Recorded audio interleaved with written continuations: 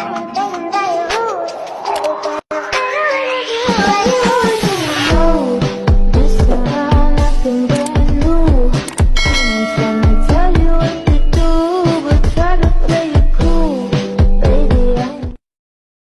few moments later. Hello po mga mamis! Nagbabalik na naman po si Christine Sang TV. At ang gagawin ko this lunch ay mag-seafood tayo. Seaweed. Maggawa tayo ng seaweed salad or kinilaw na guso. Yan. And first po ay gawin natin ay pakuluan po natin yung seaweed. Ayan, magpakulo muna tayo ng mainit na tubig. Pag kumukulo na po yung mainit na tubig, ayan, pwede na po nating ilunod ang seaweed.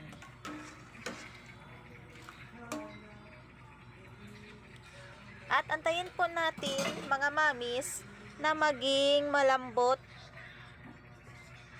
Ayan, lumambot na pala siya. Ayan, at ihain na po natin, ilagay natin sa drainer.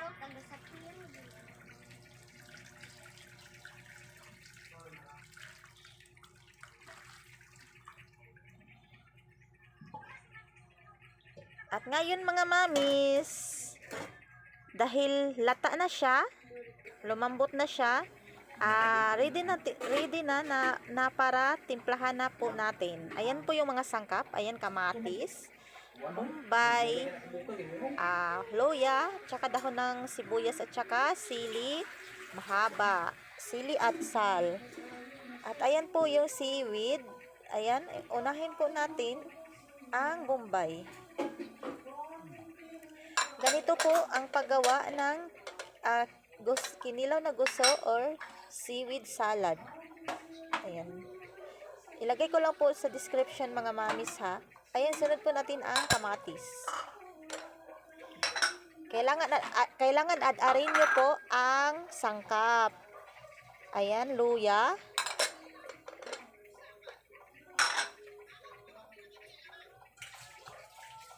At saka yung sili at sal. Add rin na sili. Kailangan add-arin natin ang mga sangkap na pag nagawa tayo ng seaweed salad, dahil para maganda siyang tingnan mga mamis. Ayan, mag-add tayo ng timpla. Ayan, kailangan timplahan natin mga mamis, lagyan natin ng konting bitchin at saka asin para maging masarap siya. Para may lasa siya. Pero kung kayo naman ang magagawa ng ganito, nasa sa inyo naman yun mga mamis kung lagyan nyo ba ng bitchin. Iba-iba naman kasi tayo ng paraan pag tayo nito pag nagawa tayo ng seaweed salad. Ako, ganito din yung pagkagawa ko, tinimplahan ko. Ayan, nilagyan ko na ng suka. Tapos, ilunod na natin ang dahon ng sibuyas. At, i-mix na po natin.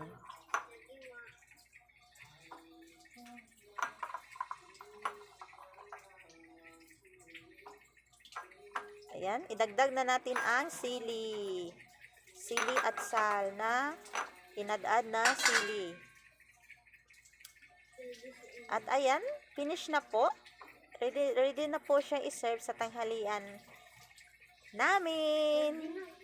Ayan, ito po ang ating seafood this lunch. Ang kinilaw na guso or seaweed salad.